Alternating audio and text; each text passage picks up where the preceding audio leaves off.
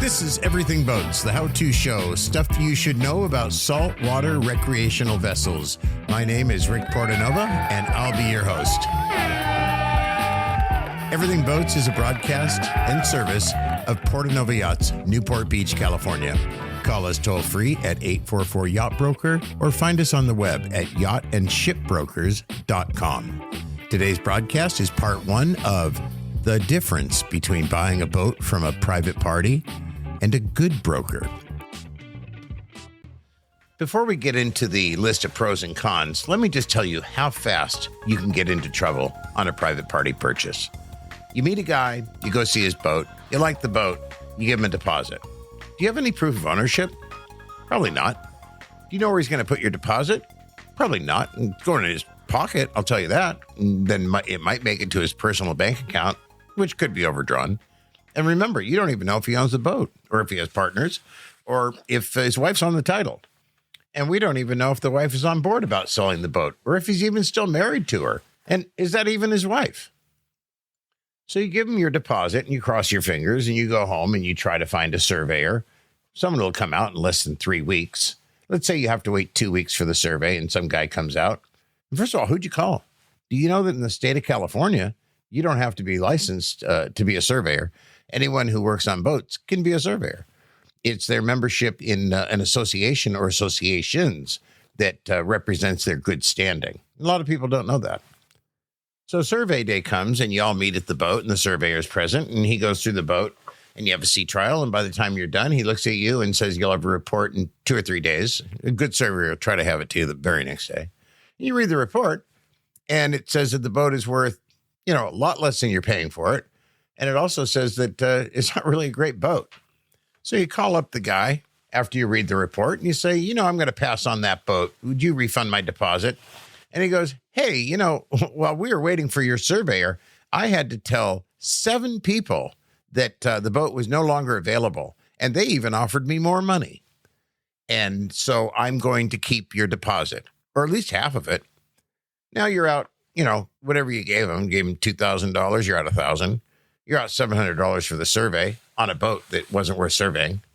So now you're down about $2,000. And it's not like you're operating with any kind of signed operating agreement to purchase. You have really nothing in writing other than here's a deposit, hold the boat. And if you did have a chance to write a purchase offer, do you even know what you'd write? Probably not. So you start screaming that you'll take him to court over the money he owes you on the deposit. And he starts screaming that the boat was fine until you took it out on a sea trial and that you clearly broke it when you were driving it, and that he's going to sue you. Well, the problem is, too, he's really rich and he can out-sue you. He can sue you right into the poorhouse. So what are you going to do? Nothing.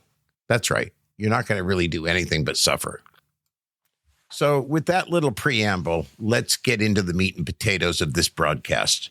We're going to cover the pros and cons, beginning with proof of ownership. A good seller, you may have to ask for it, but he'll have it. And a bad seller, he can't find it. Or he's hiding multiple owners, or there's somebody who has 1 or 2 or 3 or 4%, and there was some kind of shady side deal to get in on a slip where slips are in demand, and you can't unless you already have a slip, blah, blah, blah, blah, blah. So there you go. With a yacht broker, with a good yacht broker, he's going to have proof of ownership in the file. Why? Because he's licensed in the state of California or Florida. God knows everywhere else it's the Wild West. And his license requires that he prove that he does enough due diligence to prove that the man he's listing the boat for owns the boat. And, well, a bad broker, he may not have even asked for proof of ownership, and he certainly didn't pay attention to the fact that there's 4 people on the title, and he didn't bother to ask him who those people are. He just took the listing. What does he care? He just wants you to buy the boat or some other broker to bring a buyer. He's got your listing. He has no interest in really doing anything else for you. That's a bad broker. And I'll tell you what a great broker is going to do. He's not only going to know and have proof that the fellow owns the boat, but he's going to have information about the prior owner by querying the current owner and any other prior history and how it was used by him. Basically, by simply saying, when you bought the boat, what did he tell you? How did he use it? How long did he have it? What did he tell you about the prior owner? That's what makes a great yacht broker. The history of the boat matters because the history of the boat has everything to do with whether it's a good boat or not. So the lesson here is ask for proof of ownership. That means you want to see a current registration or a current Coast Guard certificate. And if it's not the current certificate or the current registration, there better be a good reason, because I know with Coast Guard certificates, it is mandated by law that that certificate be kept on board the vessel at all times. Here's another thing to consider. Before you hand over that deposit, you got to remember, hey, that boat may be involved in a lawsuit, or it could be part of a divorce. So run a lien check before you hand over a red cent to a private party, because you have no guarantee that you're getting that deposit back. And even if it's written on a cocktail napkin, he may put the money in an account, like I said, that could be overdrawn, or he could be involved in a lawsuit. I don't know. But the fact is, it is not a bonded licensed trust account. I'll tell you that. But if it's a really good boat and you don't want to run the risk of losing the opportunity to buy it, then only part with as little money as you can afford to lose. And certainly if it's an expensive boat, I mean, we've got guys on Craigslist selling, $500,000 boats themselves, $300,000 boats themselves. That's high risk territory. But if you're going to put a sizable deposit on a boat like that, then hire an escrow service. And any documentation company is capable of setting up an escrow account for you to hold the funds during title transfer. And remember, sellers never volunteer to have you do a lien check because it slows the whole process down. And they expect you to just believe that, they don't owe any money. Why would there be a lien on their boat? Well, they don't know that when they bought the boat without a lien check, that 2 or 3 owners before, some guy screwed a shipyard or a mechanic out of maybe $20,000 and they put a lien on that boat. And let's cover this last point on putting a deposit on a private party purchase. Sometimes I'll let a private party sell their own boat directly because 85-90% of the time I bring the buyer, and it's a swift, comprehensive close and rapid funding, which they don't expect from a broker. But let's get back to the topic. On a deposit for a private party boat, it's kind of funny when a guy's got a boat for sale and he tells his friends or neighbors that he got a buyer. All of a sudden, everybody's rich. Oh, they go, I would have given you what you were asking. I would have given you more. I would have given you my wife and my whole bank account and my children.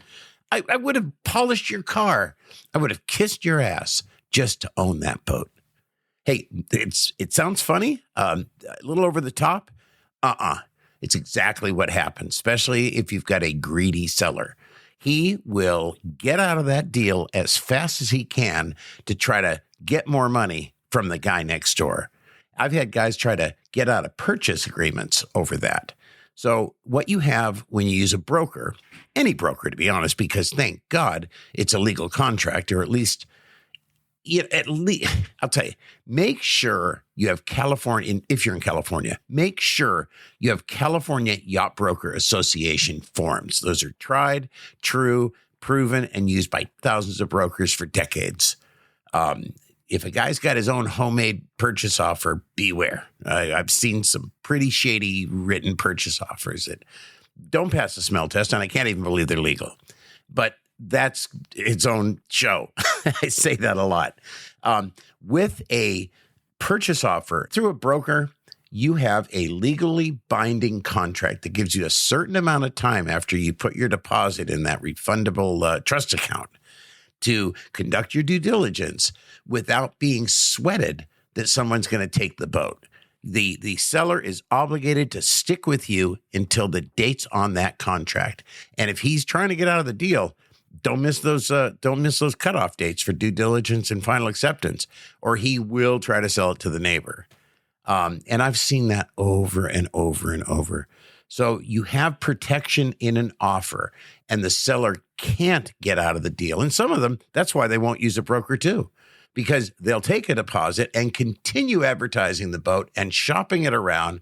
And here's another thing too. If I bring a buyer and I get paid a commission, which I earn, then The seller runs around going, or some sellers, some sellers will run around going, hey, listen, man, if you can buy this boat, you won't have to pay his greedy 8% or 10% commission. So if you're going to do it now. And I'll get out of this contract. I'll find some way to claim breach of contract.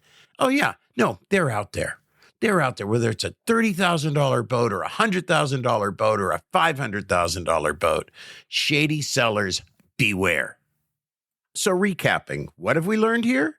We learned 1, document proof of ownership before you give a deposit. And if it's a sizable deposit, have a documentation company put it in an escrow account. It might cost $1,000 for the service. It's worth every penny. If it's not a sizable amount, give them a deposit that is as little as possible. Like I said, don't give them more than you can afford to lose. Maybe a lien on that boat he is unaware that goes back 4 owners. Remember the guy that screwed the shipyard out of 20 grand? Yeah, that lien is still with the boat 15 years later. And that shipyard is still looking for their 15 grand. So remember that. And also, people won't tell you up front, but often there's a loan on the boat. And sometimes the loan is more than the amount they're collecting from you. So who's going to pay the loan company the difference between what you give him and what he owes? Because they're not giving you the title until they're paid. And who's going to pay it? Are you going to pay the loan company? It starts to get sketchy fast, I'm telling you. So if you triangulate some of the scenarios I'm giving you, you will find that it is safer to use a broker than a private party. And if you think you have a good private party, well, be careful, because the best con artists are the ones that befriend you or look you right in the eyes and gain your trust. Now, I've owned about 20 boats, and most of those boats were bought long before I became a seasoned yacht broker.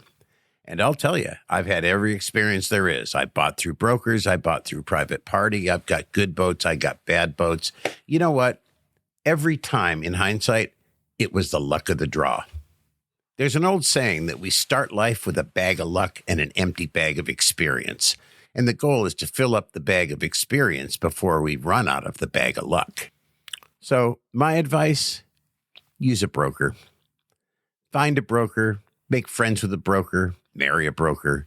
Just use a broker because the guys that know how to trick you and know all the dirty tricks, flipping boats, shady transactions, they see guys like you coming and going all day long. But make sure you get a great broker. Check their reviews online. And I mean, not the ones on their website that they typed in themselves. Look at the Google reviews. They're independent and can't be changed. Look at the Yelp reviews. The same holds true. And there'll always be a few disgruntled people in there that'll, say bad things about anybody. Because when you're a winner, there's a bullseye on your ass. But as a rule, those reviews are going to speak volumes. But listen, if you've got a brokerage that's been in business 10 years or more, and they only have about 6 or 9 reviews, that's a red flag. So you've got to pick a good brokerage. And then when you get inside a good brokerage, you've done your due diligence, then make sure you pick a good broker out of that brokerage. Do not just be handed off in some kind of rotation where you walk in and hits his up call, and so you're stuck with that broker. Because I'll tell you, some of the worst brokers I know are the ones that sit behind their desk, folding their tie and surfing the web all day long, waiting for some guy to walk in the door and have it be their up call. And it's not just the brokers that work in the broker houses. Some brokerages themselves are just, there's an old saying, a fish stinks from the head down.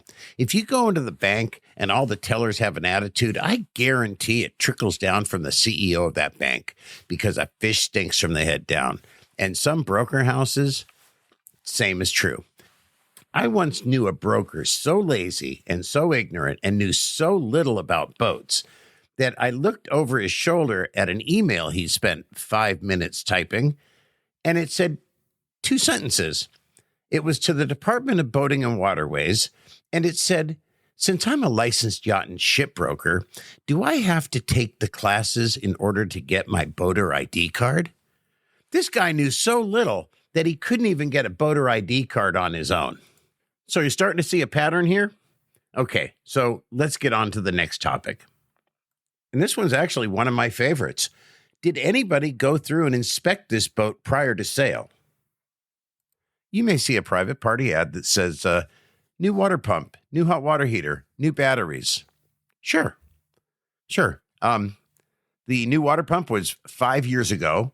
The hot water heater was 7 years ago, and the batteries are dated 2017.